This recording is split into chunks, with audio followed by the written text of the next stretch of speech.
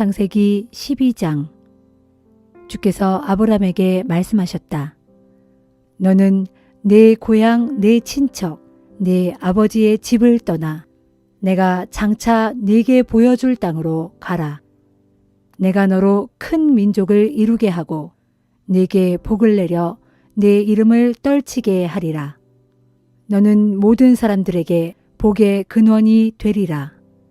너를 축복하는 사람에게 내가 복을 내리고 너를 저주하는 사람은 내가 그에게 저주를 내리리라.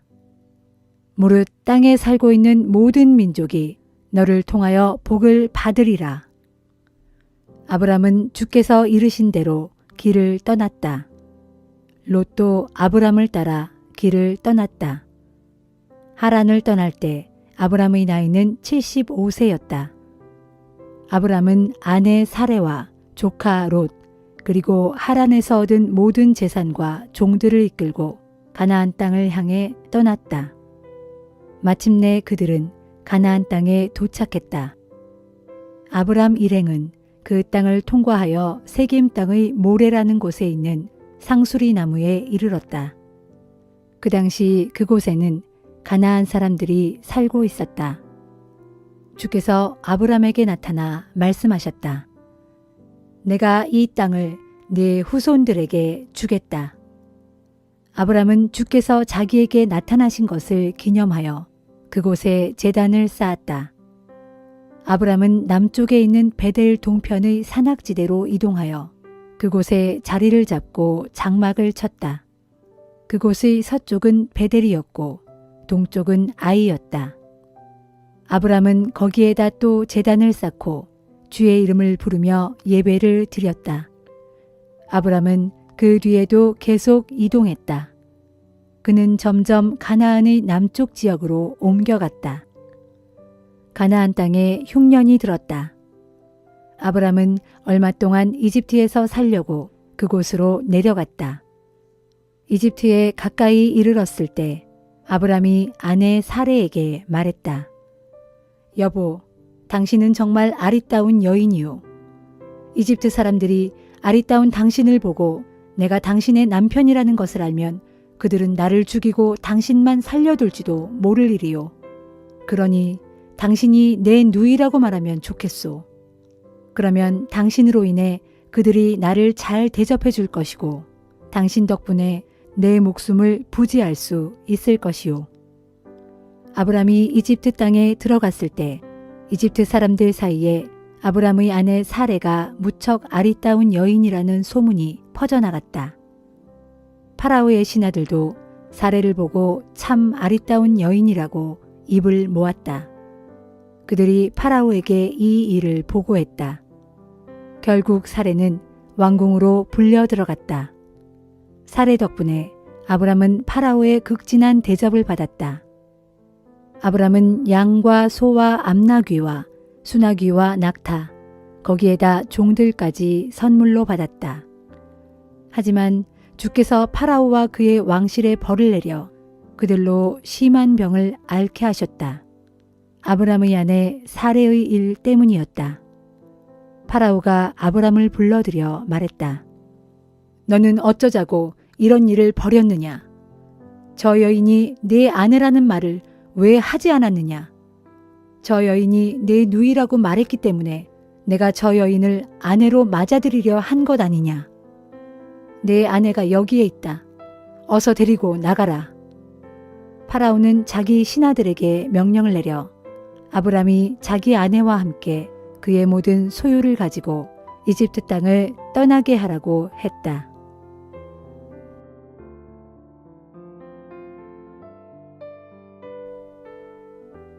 마태복음 11장. 예수께서 이처럼 12 제자에게 교훈하기를 마치시고 부근의 여러 마을에 가서 가르치고 전도하시려고 그곳을 떠나셨다. 그 무렵 감옥에 갇힌 세례 요한은 그리스도께서 하신 일을 모두 전해 듣고 자기 제자들을 예수께 보내어 질문했다. 우리가 그토록 기다려온 분이 바로 선생님이십니까? 아니면 우리가 다른 분을 더 기다려야 합니까? 예수께서 그들에게 대답하셨다. 요한에게 돌아가 내가 한 일을 당신들이 본 그대로 알리시오. 맹인이 보게 되고 안진뱅이가 걸으며 나병 환자가 깨끗해지고 귀머거리가 듣게 되고 죽은 사람이 살아나고 가난한 사람이 기쁜 소식을 듣게 된다고 말하시오.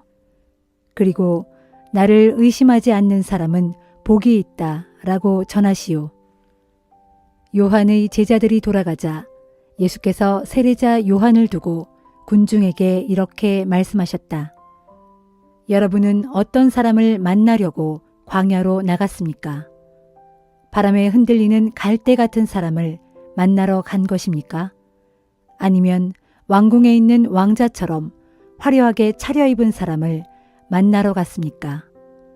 그렇지 않다면 하나님의 예언자를 만나러 갔습니까? 그렇습니다. 사실 그는 예언자보다 더 훌륭한 사람입니다. 이 사람 요한을 두고 성경은 기록하기를 보라, 내가 너보다 앞서 내 사자를 보내겠다. 그가 네 앞에서 네 길을 준비하고 닦을 것이다 했습니다. 내가 진정으로 여러분에게 말합니다. 일찍이 여자의 몸을 통해 태어난 사람들 중에 세례 요한보다 더 큰 인물은 없습니다. 그러나 하늘나라에서는 가장 작은 사람이라도 요한보다 더 큽니다. 세례 요한 때부터 지금까지 하늘나라는 계속 침략을 당하고 있습니다. 그런데 침략하는 자들이야말로 하늘나라를 차지하게 될 것입니다. 모든 예언서와 율법이 예언하는 일은 세례 요한에게서 끝납니다. 여러분이 예언서와 율법의 참뜻을 알고자 합니까? 그렇다면 언젠가는 오리라고 예언된 엘리야가 바로 세례 요한이라는 사실을 분명히 깨달아야 합니다. 들을 귀가 있는 사람은 알아들으십시오. 이 세대를 무엇에 비길 수 있을까요? 그렇습니다. 이 세대는 마치 장터에서 놀이를 하는 아이들이 다른 편 아이들에게 이렇게 외치는 것과도 같습니다. 우리가 피리를 부는데도 너희들은 왜 춤추지 않느냐? 우리가 곡을 하는데도 왜 너희들은 가슴을 치며 슬퍼하지 않느냐? 세례 요한이 와서 먹지도 않고 마시지도 않자 사람들은 저 사람이 귀신 들려 미쳤다라고 말하더니 이제는 나 인자가 와서 잔치자리에서 먹고 마시는 것을 보고는 사람들이 말하길 보라, 저 사람은 마구 먹어대고 포도주 마시기를 좋아하면서 게다가 세리와 죄인들하고만 어울린다 합니다. 그러나 지혜는 그 행한 일로 옳다는 것을 스스로 입증하는 법입니다. 예수께서 자신이 기적을 가장 많이 행한 도시 사람들이 여전히 하나님을 믿지 않으므로 그들을 향해 이렇게 꾸짖으셨다. 고라시나, 네가 화를 입으리라. 벳세다야, 너도 화를 입으리라. 너희에게 베푼 기적들을 두로와 시돈에서 행하였더라면 그들은 벌써 굵은 베옷을 입고 죄를 뒤집어 쓰고 회개했을 것이다. 내가 진정으로 너희에게 말한다. 심판날에는 두로와 시돈이 너희보다 오히려 가벼운 벌을 받을 것이다. 그리고 너 가버나움아, 내가 하늘에까지 높아질 것 같으냐? 도리어 지옥까지 떨어질 것이다. 내게 베푼 기적들을 소돔에서 베풀었더라면 그 도시는 오늘날까지 남아 있었을 것이다. 내가 진정으로 너희에게 말한다. 심판날에 너희는 소돔이 받은 벌보다 더 가혹한 벌을 받을 것이다. 그때 예수께서는 이렇게 기도하셨다. 하늘과 땅의 주님이신 아버지, 아버지께서는 스스로 똑똑하다고 여기는 자들에게는 이 진리를 감추시고 도리어 순전한 어린아이들에게는 이 진리를 나타내 보이시니 감사합니다. 그렇습니다. 아버지, 이것이 아버지의 기쁘신 뜻이었습니다. 아버지께서는 모든 것을 제게 맡기셨습니다. 오직 아버지 외에는 아들을 아는 이가 없고 아들과 또 아버지를 알게 하려고 아들이 택한 사람들 외에는 아버지를 아는 이가 없습니다. 수고하고 무거운 짐을 진 자들이여 다 내게로 오십시오. 내가 여러분을 편히 쉬게 하겠습니다. 나는 온유하고 겸손하니 누구든지 내 멍에를 메고 내게서 배우십시오. 그리하면 여러분의 마음이 참된 안식을 얻을 것입니다. 진실로 내 멍에는 편하고 내 짐은 가볍습니다.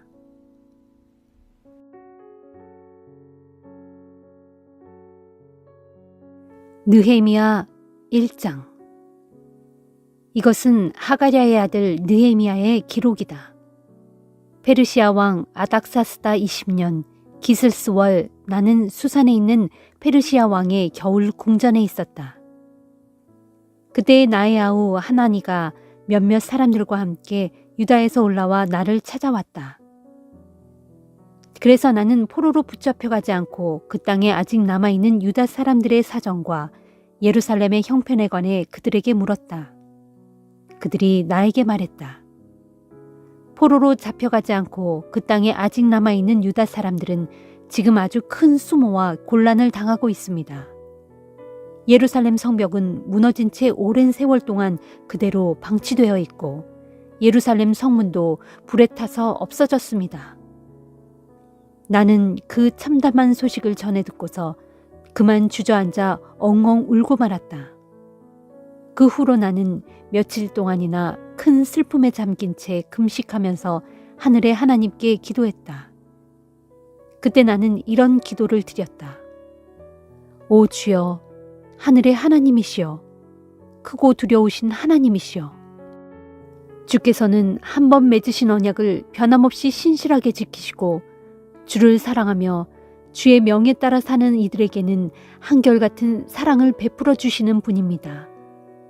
오 주여, 이제 이 종을 굽어 살펴보시고 이 종의 기도를 들어주소서. 이 종이 주의 종된 백성 이스라엘을 위하여 이렇게 밤낮으로 호소하오니 주께서는 귀를 기울이시고 눈을 뜨셔서 이 종의 기도를 들어주소서. 저와 제 집안을 포함하여 저희 이스라엘 백성 모두가 주를 배반하고 거역했으므로 이 시간에 그 죄를 고백합니다. 저희는 주 앞에서 온갖 악한 짓만을 일삼아 왔습니다. 저희는 주의 종 모세가 저희에게 전하여 준 주의 계명과 율법을 거역하고 지키지 않았습니다. 그렇더라도 주께서는 주의 종 모세에게 약속하셨던 말씀을 기억하소서. 주께서는 약속하시기를 너희가 나를 배반하고 거역하면 내가 너희를 온 세상의 여러 민족들 가운데로 뿔뿔이 흩어버리겠다. 그러나 만일 너희가 회개하고 내게로 돌아와서 내 계명을 다시 존중하고 실천하면 너희가 하늘 끝으로 쫓겨났을지라도 내가 거기서 너희를 불러 모아 다시 데려오겠다. 곧 너희를 모은 후 다시 고향 땅으로 데려와서 내가 내 이름을 둘 거처로 선택한 그 땅에서 살도록 하겠다 하시지 않았습니까? 참으로 그들은 주의 종이요 주의 백성입니다. 그들은 주께서 일찍이 큰 권능과 강한 손으로 해방시키신 주의 백성입니다. 오 주여, 이 종의 기도를 들어주소서. 주의 이름을 경외하고 기뻐하는 주의 종들의 호소를 귀를 기울이소서. 오늘 주께서 이 종을 도우셔서 이 나라의 왕 앞에서 큰 은총을 입게 하소서. 당시에 나는 페르시아 궁중에서 왕의 술잔을 맡은 자로서 왕에게 술을 따라 올리는 일을 하고 있었다.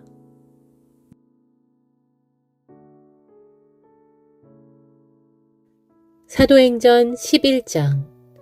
유대에 있는 사도들과 신자들은 이방인들도 하나님의 말씀을 받았다는 소식을 들었다.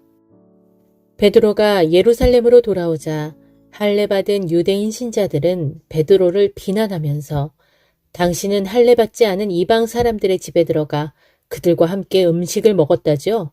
하고 따졌다. 그래서 베드로는 그동안에 있었던 일들을 그들에게 낱낱이 설명해 주었다. 욥바에서 기도를 드리던 중 나는 황홀경 상태에서 환상을 보았는데 그 환상은 이러했습니다. 뇌의 귀퉁이를 끈으로 맨 큰 보자기 하나가 하늘에서 내려왔습니다.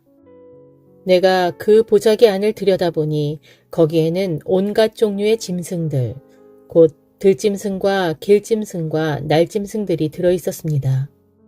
그때 베드로야 일어나서 그것들을 잡아먹어라 하는 음성이 하늘에서 들렸습니다. 그래서 저는 대답했습니다. 주님, 절대 그렇게 할 수 없습니다. 저는 지금까지 한 번도 불결하거나 더러운 음식을 먹어본 적이 없습니다. 그러자 하늘에서 음성이 또다시 들려왔습니다. 어느 것이든 더럽다고 하지 말아라. 모두가 다 하나님께서 깨끗하게 만드신 것이다. 이런 일이 3번이나 되풀이된 후 그 보자기는 하늘로 들려 올라갔습니다. 바로 그때 가이사랴에서 온 3사람이 제가 묵고 있던 집으로 찾아와 자신들과 함께 가자고 청했습니다. 그리고 그 순간에 성령께서는 망설이지 말고 그들과 같이 가라고 제게 일러주셨습니다. 그래서 저는 여기 계시는 6 형제들과 함께 그 사람들을 보낸 백부장의 집으로 갔습니다. 그 백부장은 제게 이런 말을 했습니다. 즉 자기에게 천사가 나타나서 욥바로 사람을 보내어 베드로라고 하는 시몬을 모셔오라고 지시했다는 것과 그러면 그가 와서 너와 내 온 집안이 구원받을 수 있도록 하나님의 말씀을 전하여 줄 것이라고 말했다고 했습니다. 그리하여 저는 그 집에 들어가 복음을 전했습니다. 그런데 복음을 전하기 시작하자마자 성령이 처음에 우리에게 내리셨던 것과 마찬가지로 그들에게도 내리셨습니다. 바로 그때 저에게는 세례 요한은 물로 너희에게 세례를 주었지만 너희는 장차 성령으로 세례를 받을 것이다 라고 하셨던 예수님의 말씀이 생각났습니다. 이와 같이 주 예수 그리스도를 믿는 우리에게 하나님께서 주셨던 것과 똑같은 선물을 그들 이방 사람에게도 주셨으니 내가 누구이기에 감히 하나님의 일을 막을 수 있겠습니까? 이 말을 듣고 베드로에게 따져 물었던 유대인 신자들은 더 이상 할 말이 없었다. 그들은 하나님을 찬양하면서 하나님께서는 이방 사람들에게도 생명에 이르는 회개의 기회를 허락해 주셨구나 하고 말하였다. 그 무렵 스데반에게 가해진 핍박 사건 이후로 잇따라 일어난 박해 때문에 각처로 뿔뿔이 흩어진 신자들은 페니키아, 키프로스, 안디옥까지 다니면서 유대 사람들에게만 복음을 전했다. 그런데 그들 중 키프로스와 구레네 출신의 신자들 몇 사람은 안디옥으로 가서 헬라 사람들에게도 주 예수에 관한 복음을 전하기 시작했다. 주님의 손길이 그들과 함께 하셨으므로 많은 이들이 믿음을 갖게 되어 주님께 돌아왔다. 예루살렘 교회가 이 소식을 듣고는 바나바를 안디옥으로 보냈다. 안디옥에 도착한 바나바는 하나님께서 베푸신 은혜의 증거들을 보고 크게 기뻐하였다. 그래서 온 마음을 다하여 더욱 주께 충성하라고 신자들을 위로하고 격려했다. 바나바는 착한 사람이요 또한 성령과 믿음이 충만한 사람이었으므로 많은 이들이 바나바를 통해 주님께로 나오게 되었다. 그 후 바나바는 사울을 찾으러 다소에 갔고 거기서 바나바는 사울을 만나 그를 데리고 함께 안디옥으로 돌아왔다. 2 사람은 1년 내내 그곳 안디옥 교회에 머물면서 많은 사람들을 가르쳤다. 그리고 이곳 안디옥에서 사람들은 처음으로 예수를 따르는 제자들을 그리스도인이라고 부르기 시작했다. 그 무렵 예언자 몇 사람이 예루살렘에서 안디옥으로 내려왔다.